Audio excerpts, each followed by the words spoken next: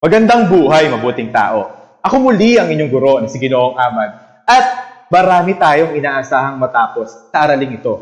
At kailangan nating mas ganap na maunawaan kung ano nga ba ang kahalagahan ng pagkakaroon ng pangarap. Makapagtakda ng isang mithiin na nakabase sa pamantayang SMARTA. Sa ating muling diskusyon ay napag-usapan natin ang buhay ni Maria Hiner Rosel Rodriguez ang bubuyog at ang kanyang pag-abot sa bawat gawain at mithiin na kanyang itinatag. Nagkaroon din tayo ng mga pag-uusapan sa mga pamantayan sa pagkakaroon ng isang mithiin at kung paano ito siguradong maaabot. Ngayon, ay uumpisahan natin ang isang gawain at gagawin natin ito sa pamagitan ng isang video. Halika, panoorin natin.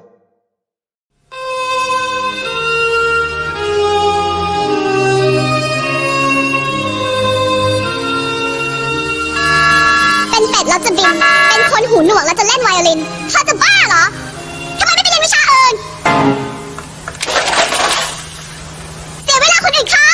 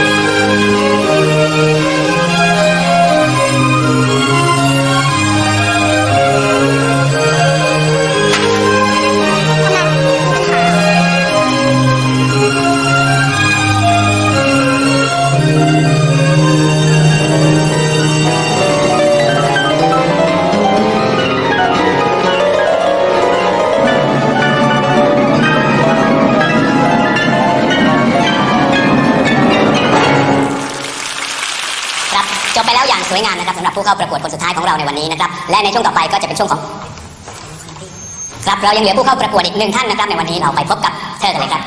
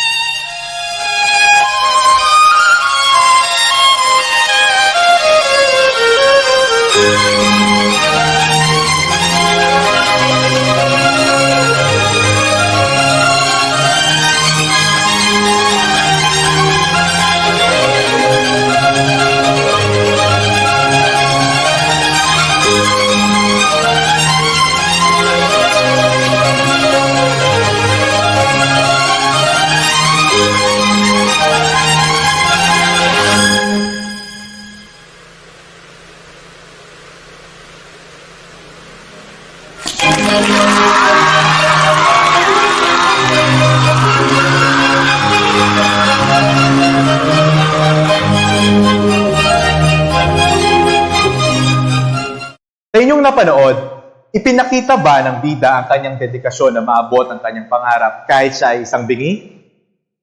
Ang pagkakaroon ba ng isang kapansanan ay maaaring mapigilan tayo sa pag-abot ng ating pangarap? Ngayon naman, magkaroon tayo ng iba't ibang gawain ng pagtatakda ng iyong mithiin sa inyong papel. Gawin natin ang mga sumusunod. Una, isulat ang itinakdang mithiin. Ikalawa, isulat ang takdang panahon ng pagtupad ng iyong. Ikatlo, isulat ang mga inaasahang kabutihang na idudulot mula sa itinakdang mithiin at sa pagsasagawa ng plano ito. Ikaapat, tukuyin ang mga maaaring hadlang sa pagtupad ng iyong mga mithiin. Ikalima, isulat ang mga solusyon o mga balakid o hadlang.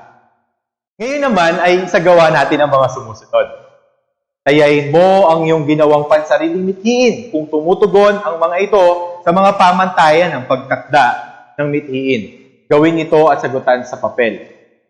Ito ay nahahati sa isang table na kung saan, ang una, ang aking mithiin ay para sa, makikita natin dyan, pamilya, paaralan, pakikipagkaibigan, pamayanan, o buhay espiritual. Ito ay maaaring tiyak, nasusupat, naaabot, mahalaga, o mga angkap sa panahon, o may angkap na Diyos. Halika, sagutan natin ito. Ngayon naman, tayo'y tumungo sa ating tayahin. Isulat sa sasagutang papel ang letra ng tamang sagot ng mga sumusunod na tanong. Una, mas malala pa sa pagiging isang bulag ang may paningin, ngunit walang tinatanaw na kinabukasan. Ano ang higit na malapit na pakahulugan sa pahayag ni Helen Keller? A. Mahirap maging isang bulag. B. Ang kawalan ng pangarap ay masahol pa sa kawalan ng paningin. Letter C. Hindi mabuti ang walang pangarap. Letter D. Hindi garantiya ang pagkakaroon ng paningin pagkatagumpay sa buhay. Kalawa. Ano ang kaibahan ng panaginip sa pangarap? Letter A. Ang panaginip ay nagtatapos din kung ikaw ay magising. Letter B. Ang panaginip ay nangyayari lang sa isip habang natutulog. Letter C.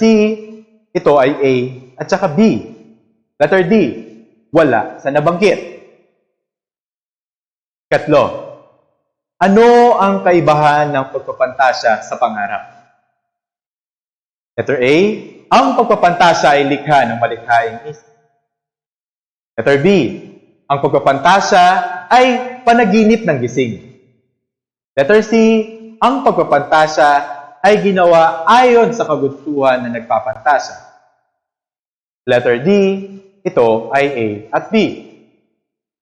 Kaapat.